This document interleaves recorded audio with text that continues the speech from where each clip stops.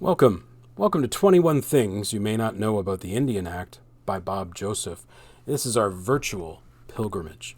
My name is the Reverend John Borthwick, and it's my pleasure to invite my congregation on this journey through this very little book, but with so much information about this Indian Act that was created so many years ago and has had an incredible impact on the day-to-day lives of Indigenous people ever since.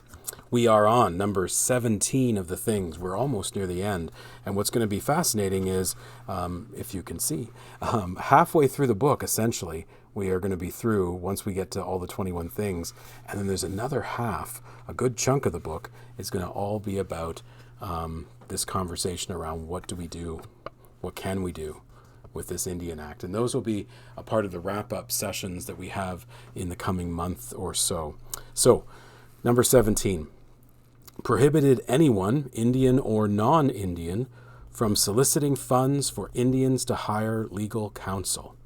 This existed from 1927 to 1951. And it piggybacks on what we talked about last week, where it was basically forbidding Indigenous people from forming political organizations. Now it's forbidding Indigenous people and non-Indigenous people from soliciting for funds to give Indigenous people some form of legal counsel. Fascinating in a world where we so much celebrate, it seems. Anybody who's watched a crime show, a detective show, a story about law and order, any of those kinds of things, the right to have counsel provided for you, we would probably just shorthand think, well, isn't that obvious? That's just a basic human right. Everybody should have the right to have counsel, to be supported in some way. And it would seem that they're not necessarily eliminating that possibility, but it does make it illegal for Indigenous people to hire lawyers or raise money for legal counsel. And when you think about the way systems work, there are many people who do law as a legal aid kind of thing, and they try to provide the best they can. Let's try to be as generous as possible. But we also know that there are people who commit heinous crimes, and yet because they can afford, because they can raise funds, because they can do the things they can do, they often get off because the lawyers that they're hiring have a team of people that work with them, that have the ability to take this on and have a reputation, experience, all the things that can transform a situation that looks obvious to many as guilty, but yet are able to go free. So we know how this barrier might really impact an Indigenous person who's just trying to raise some funds related to maybe doing the work around suing for land claims or human rights actions, those kinds of things.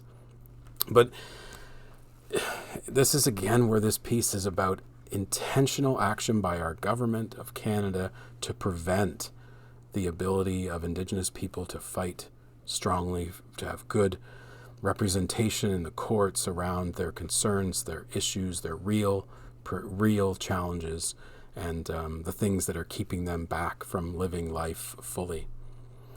And so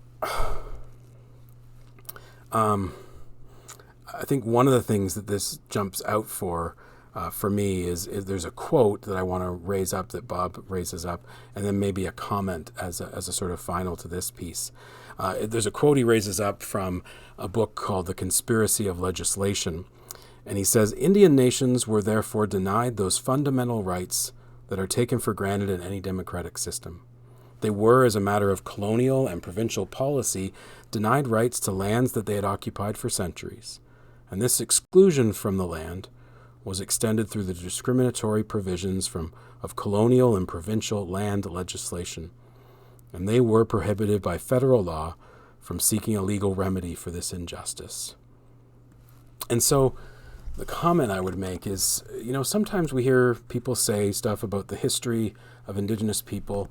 They'll say things like, well, if this is such a big issue for them, why didn't they fight harder? Why didn't they do more? Why don't they work harder within the systems that exist to try and make these things change if it's such an issue for them. And I'm saying that with that edge of judgment and theming that happens so often. But you can see, hopefully, throughout this story that we've been going through, that's a reality for people who are Indigenous, that there's been so many ways in which the government and our country have tied the hands of Indigenous people, sometimes literally, and certainly in the ways in which they've created legislation to create more barriers, more challenges. In a sense, the government does not fight fair. We have not fought fair. And, maybe the bigger question is, why are we fighting at all? Where is justice and equity? Where is the conversation around what is the moral responsibility we have as a nation to redress these injustices that have occurred for so very long and impacted and devastated the lives of Indigenous people for so long, generations upon generations? I'm fascinated how this is impacting you and how you're thinking about these things as well. So appreciative of folks to be on this journey with me. Please get the book, read it, and reflect on this for your own self, of 21 things you may not know about the Indian Act. And as I do this virtual pilgrimage, I appreciate you accompanying me along the way.